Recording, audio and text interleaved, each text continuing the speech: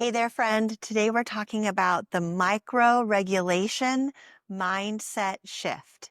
So, my mission today is to help you stop underestimating the effectiveness and workability of short form practices to feel less burnt out and resentful as a working mom, and so that you can fill your day, fill your weeks, and ultimately fill your life with experiences that feel truly revitalizing, reconnecting, and infuse your life with meaning and joy.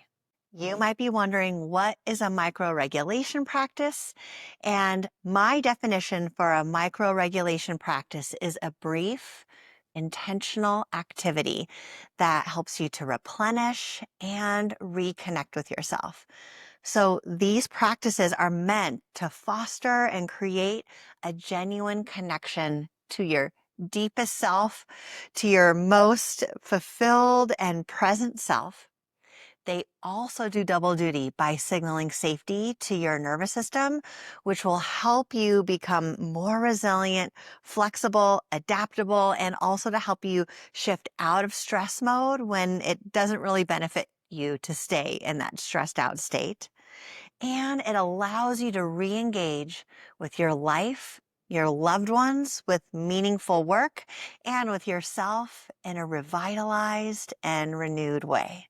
When I think about the pace of life and the volume of duties and sensory inputs that we go through on a day-to-day basis as working moms, I have found that micro-regulation practices are so powerful to help us actually ground into the present moment, letting go of all the to-dos and tasks and blur of thoughts and activities in our minds to help us to make contact with the substance of the moment and reconnect to what matters most to you.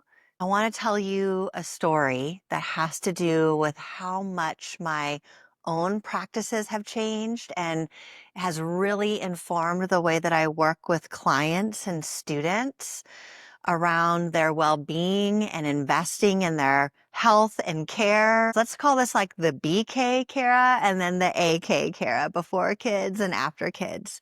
So BK Kara is a licensed professional counselor, was in the field for well over 10 years, and had so many important and meaningful things to offer to her clients, in addition to providing, I hope, life-changing and powerful therapeutic services. I've also had a bent in providing some strong psych ed offerings to people, whether it be in retreat format or in yoga class format or workshop format or online program format. I had a lot of ideas based off of solid science, solid practices about what women can do to help themselves be well. So AK Kara, after kids Kara, I was realizing that I was having trouble as a mom implementing my own advice, my own really well-informed and well-meaning advice that I would give to my clients. I was having a hard time implementing that in my new life circumstance as a mom. A game changer for me after having my son was learning that my own self-care, so things I was doing to care for my mind, my body, my relationships, my soul, that it didn't require like this formal hour-long or longer commitment to, like, air quotes with my fingers, to count. I have been so trained by the hour or 75-minute yoga class or the 2-hour lunch or dinner and catch up time with a friend, or whatever longer format practices I would do to care for myself. I learned pretty quickly having a young kid that I couldn't always count on those hour-long windows of time in my schedule to do what I had always relied on them to do. So I have learned to embrace a mindset shift that shorter form practices can be just as powerful, if not more potent for me by the end of the day than relying on an hour-long or more practice to fit into my schedule. So I've shifted my thinking since becoming a parent, of course, on so many things, as I'm sure you all have as well. But I've shifted that thinking from having like really dedicated, concentrated periods of time to care for my mind and body and spirit, and letting those be the things that I count on and that I weave into my schedule exclusively, to now I try to embrace brief but intentional revitalizing practices that actually, number one, can fit into my pack schedule, which makes self-care sustainable rather than kind of another to do on my to-do list or an impossible standard to meet. But also what it does for me is it gives me a reliable and consistent way to be in contact with a deeper self, with a current and fresh sense of who I am and what I need in the moment, so that I'm not constantly anticipating my needs in the family last, but I am throughout the day frequently spending time plugging into myself, revitalizing and nourishing myself from within so that I feel better throughout the day rather than only after I do that longer form practice, if I'm, fingers crossed, able to actually pull it off and make it happen. Now, don't get me wrong. I am a huge proponent of trying to find 30 minutes to an hour or so every day to do something that is for me. I do my best to do that. And I would encourage you to keep trying to follow that moving target if it's a moving target in the season of your life right now. It's worth it to exit from the flow of the family, to exit from the demands of the family and of work, where you can do something that brings you joy. You can connect with friends or other people that you care about. You can learn something new, or you can invest in your physical health in a meaningful way. Yes, these like 30 to 60 to longer chunks of time can be and are really important to our well-being. But here's the thing. Lengthy periods of time are not as predictably available as life and kid and work commitments continually evolve. And so before this mindset shift of these shorter form practices occurred, it took me a while, but now I'm going to give you the benefit of my learning. I was constantly feeling down on myself or bad about myself that I couldn't get the consistency that I wanted, that I was wanting to set aside time for journaling or reading or reflecting or moving my body or connecting with friends. And inevitably, I would start part of the week out strong, and then something would always happen every day or every other day to foil my plan, so to speak. Like I wouldn't get really good sleep. And so then my early morning workout didn't feel like self-care. It felt terrible to not let myself have the rest that my body deeply deserved. Or I'd count on being able to connect with a friend in the middle of my workday, but then her schedule with her kiddos and her work life would change. Or I had blocked myself out at the end of the workday to go do whatever it was I was going to do for myself. And then inevitably something would happen. Like I would get a call and I'd have to pick up my son from school early because he was sick, or despite my best intentions, a few things happened in my workday that required I reprioritize and reorganize my schedule. And of course, Mama, you know as well as I do that our time for ourselves is the easiest to schedule out. So even though I knew I didn't want to do that, and I have the skills to not schedule myself out, inevitably something would occur more often than I was comfortable with that would crowd out my ability to really sink into and enjoy some quality, lengthy time alone. Here are some other things that I noticed before I switched out of my lengthy practices only to the mindset shift of short form micro regulation practices. So I would notice that I wouldn't actually feel as fulfilled or refueled as I had hoped after my hour-long practice. And I think a lot of that was because I was so depleted coming into it. I hadn't put enough money in the bank, so to speak, before that the little bit of a boost that I got with that hour-long practice didn't actually fill me all the way to a full flourishing place. Another thing that I noticed, if I'd been kind of ignoring myself or ignoring a connection with myself, even in a subtle way for too long, that I would arrive at that time that I had blocked off in my schedule, but I wouldn't actually use that time as I had intended. Maybe I'd intended to like do a creative thing or get a little bit of more exercise in or do something that was supposed to feel satisfying and nourishing, but it did require some effort on my part to do it. I would come into those times depleted and then just not feel like I had the energy to do what I had said I was going to do. I was more likely just to kind of numb out or check out, like just scrolling for too long on my phone or just defaulting to something that was enjoyable, like a show or reading my book, but maybe not exactly as fulfilling and revitalizing as I really needed it to be. Sometimes I'd notice that I would just bypass the time entirely because something equally important to me competed for my attention and then it ended up winning out. And then I learned that I also wanted to feel more resilient and grounded throughout the day versus waiting for that self-care time to materialize on my schedule and then feeling good after I did it.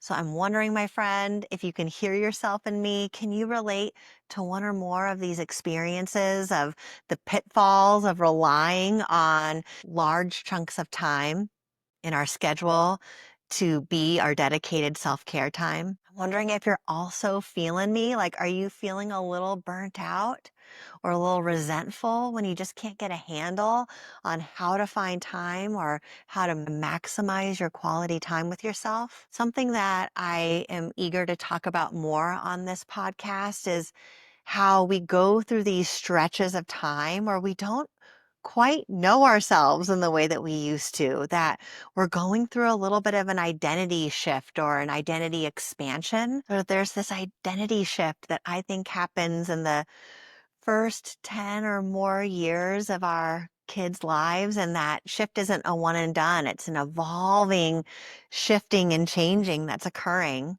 And it sometimes takes a little bit of time for us to get to know ourselves and this new self we're growing into, to get to know what are the things that I actually want to do? What does my body actually need from me? Where is my creativity and my soul moving toward? What am I really longing for? Sometimes it takes a little bit of time to grow into that and to learn what fits.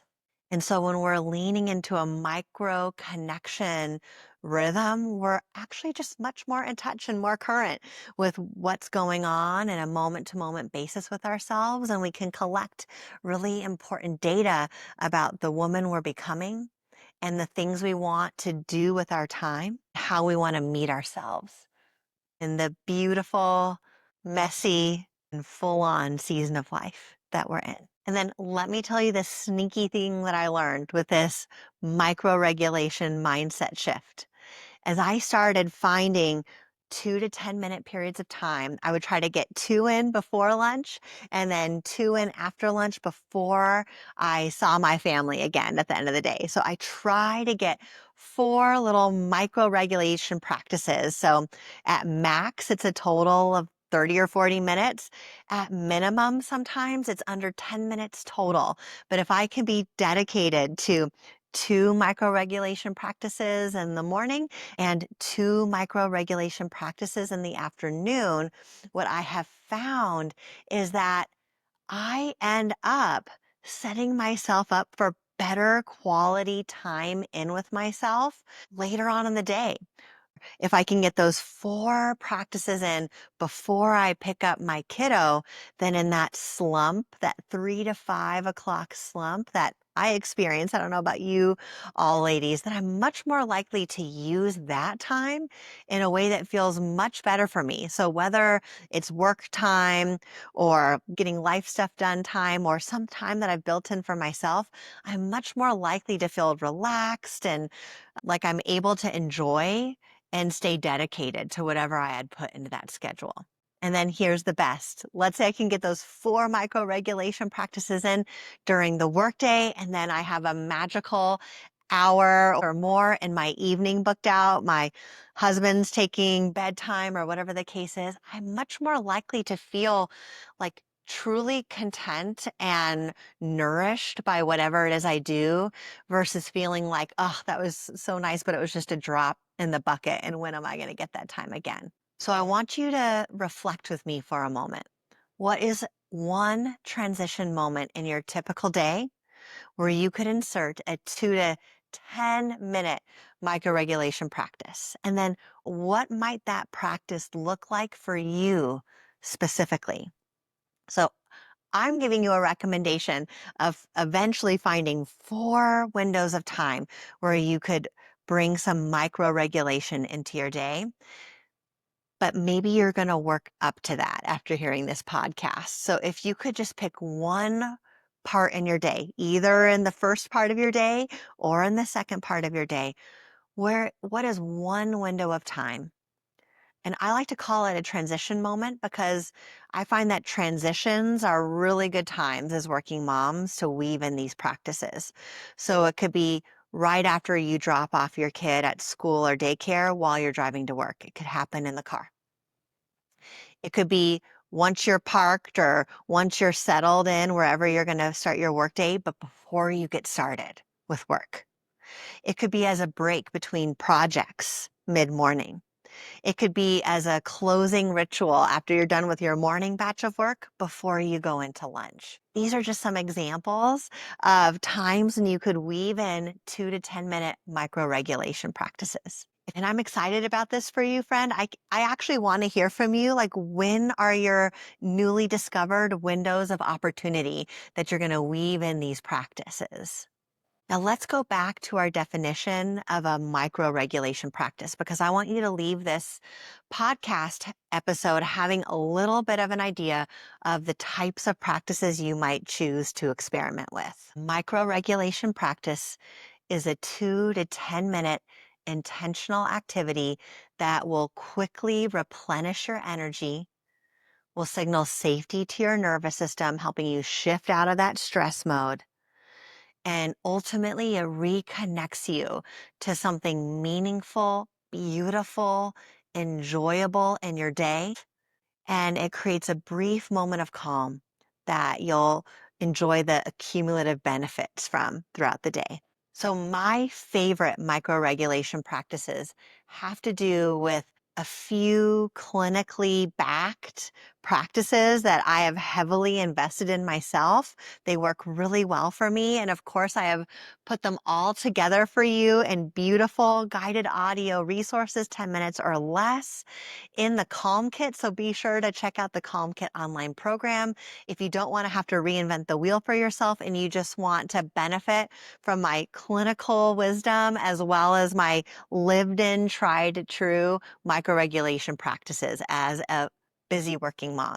You can access all of that in the Calm Kit online program. And those practices include things like non-sleep deep rest, deliberate breathing exercises, short form mindfulness practices that help you kind of reconnect to the best parts of yourself, and also some sensory grounding activities that help you get out of your head and into the enjoyable moments in the world around you. But there's no one size fits all with what feels deeply nourishing or revitalizing or grounding. So I want you to start to collect a little toolkit for yourself of the short format practices that really do help you to feel better if you do them. So it could be things like a brisk 5 to 10 minute walk in between things, a screen off, phone away, quality time sitting in a chair outside, sipping tea, 5 minute practice. Be a short series of stretches and long, deep, calm breathing. It could be making yourself a nourishing and delicious snack and then taking it outside to eat it and not multitasking while you're eating and just enjoying the moment. You might have other meditation practices or spiritual practices or any other thing that is really meaningful to you. I recommend you figure out how to translate it into short form experiences. Think of it like you need a certain amount of like food in a day. You need a certain amount of nourishment to feel well as a human. So rather than trying to eat everything during one chunk of time during the day, which might be difficult for many reasons, I want you to think about spreading out that bulk of nourishment that you need into snacks that you're going to put in throughout the day. So we do that naturally as humans. We don't eat all the food we're going to eat at one eating occasion. We break it out into breakfast, lunch, and dinner and snacks. Like we stretch out that physical nourishment over the course of our waking time so that we can have the best physical and mental health benefits possible. It's the same with these micro regulation and micro connection experiences. Imagine you're going to snack on these soulful micro windows of time to help you feel revitalized from within, deeply connected to yourself, and more available, calm, and grounded, and able to meet the ups and downs, the ebbs and flows, and all of the demands and joys of your day with grace and ease. If you're feeling inspired, you can drop me a message in the comments. Let me know when your newfound window of opportunity for micro regulation is going to occur. And then maybe let me know what are some of the things that you're experimenting with that really help to bring that revitalization and renewal? And how are you embracing this mindset shift? Embracing the longer format practices when they work in your schedule, but really intentionally planning your day so that you have these micro practices to land on and feel supported by.